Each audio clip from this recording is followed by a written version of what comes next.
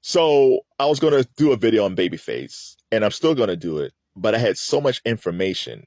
That video was going to be longer than 10 minutes. So I'm tabling that because it's going to be great. But I was doing my research. I was like, oh my God, After Seven, Radio Nut, produced by Ellie and Babyface.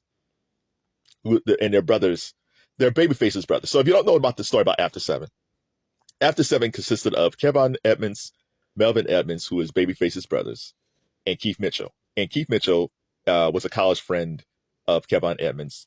And as a trio, they sang in Indianapolis, but they all had jobs. So Face was in LA with he had the deal, and then he, in the LA and Babyface and, the production team.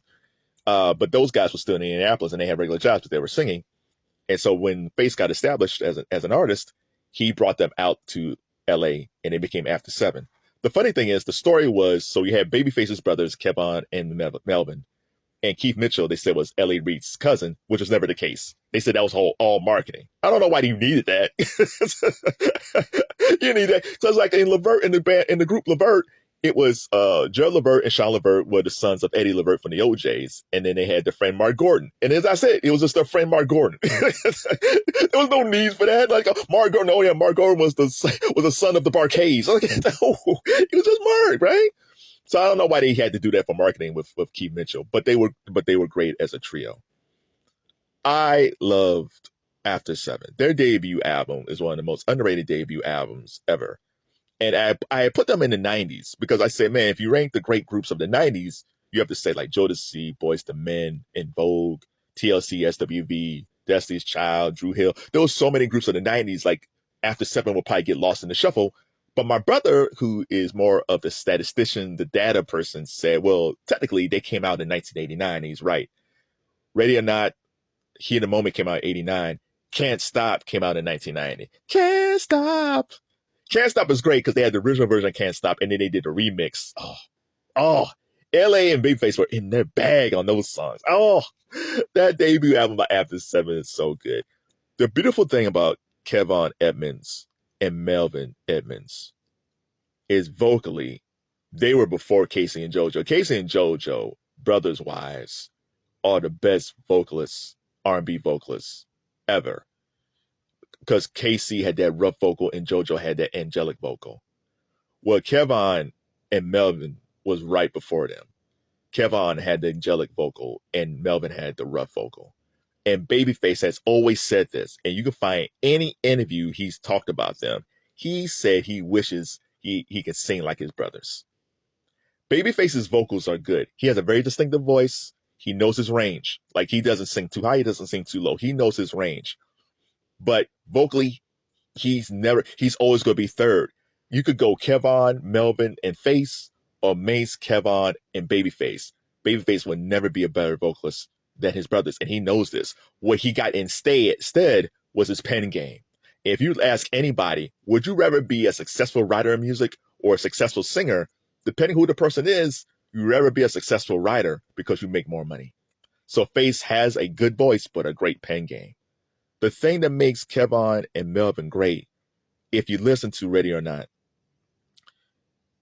Kevon has this thing, he has a high register vocal, and it soars. Like, he hits another gear. You got guys who can hit falsetto, but he not only hits falsetto, he goes up. He has that part where it's,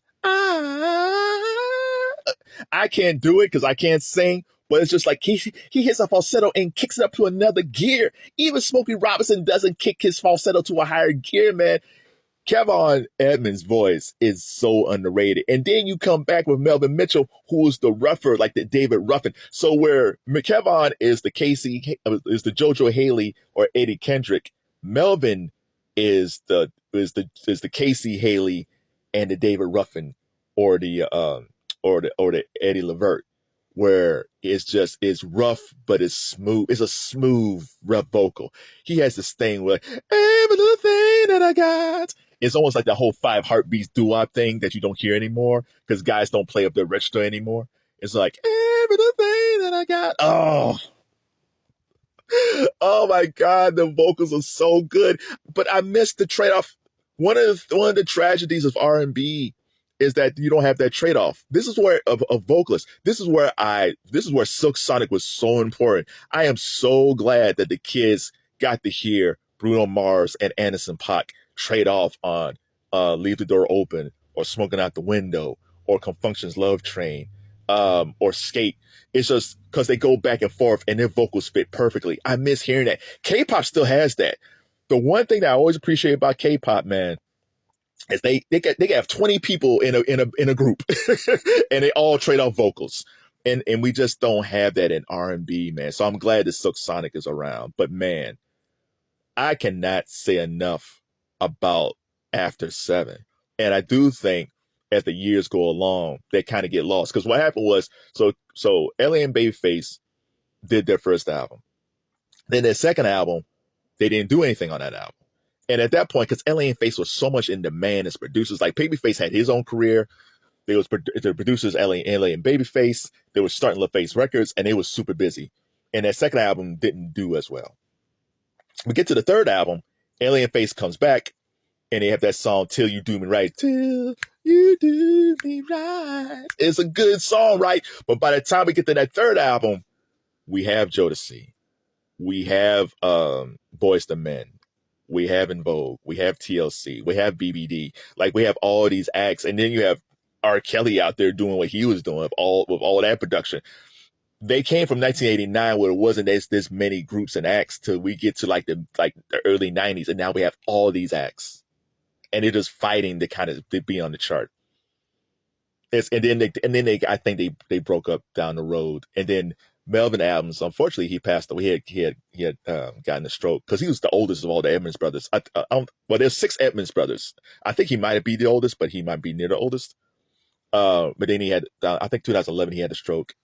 And then Melvin Edmonds tragically died in 2019. So he's been gone for 5 years. They're still touring now. Kevon Edmonds is still part of the group. I'm not sure about Keith Mitchell, but Kevon Edmonds is still out there. And they're still touring. They're still doing all that stuff. But they never hit those heights that they did off especially that first debut album. So if you're a fan of After 7, tell me what's your favorite song. The thing I wish there was a Edmonds Brothers album, right? I wish there was Kevon, Melvin, and Babyface. I don't know why they never made an album because it would have been great. The closest they came to that, they had a group called Milestone. I think it was a song off the Soulful soundtrack. And it was all the brothers. It was Kevon, Babyface, and Melvin. And then it was also with K-Ci and JoJo. And for the life of me, that should have been a slam dunk album. Oh my, all those brothers together. And it's almost like, and I remember that people was like, oh my God, like Milestones has to drop this album, right? And they never dropped the album. If it's almost like you hear about films that are never made and you read about it. It's like, oh my God, they should have made that film. It's the same thing with certain groups and certain albums. There should have been an Edmonds album of those brothers. And it should have been a Milestone album. Why there wasn't never a Milestone album, I have no idea. If anybody has done research on this, if they said an interview with K-Ci and JoJo, if they seen an interview with Babyface and they talked about Milestone, if there's a reason why that Milestone album didn't happen, please let us know. And also in the comments, tell me what your favorite After 7 song is. Now, there's brothers on YouTube who says like, Ready or Not, the lyrics of Ready or Not is simple. It's like, yes. I give you the moon, the stars, and the mountains. I will give you the world. And yes, at times, Babyface would go very simpish. As soon as I get home, ultimate simpish song. I'll cook your dinner too. As soon as I get home from work, it's a nice sentiment, but that's a lot of pressure. So yes, Babyface at times wrote very simpish songs, but man, it doesn't matter. The beginning of Ready or Not, the music, when it starts, I just sit and listen to it. It's like, I don't care how simple these lyrics are. When I hear the beginning chords of Ready or Not, the beginning grooves of that song, I love it. And then hearing Kevon's vocals and Melvin's vocals, I just miss people with range in R&B. Men with range, women with range, I really miss it. So tell me, what is your favorite After 7 song? And tell me, in this state of R&B music, who is the best vocalist that you heard? And they don't have to be signed. If it's somebody on TikTok that we should check out, let us know. Till you do me right. Oh man, I like Babyface. I wish I could sing like those dudes.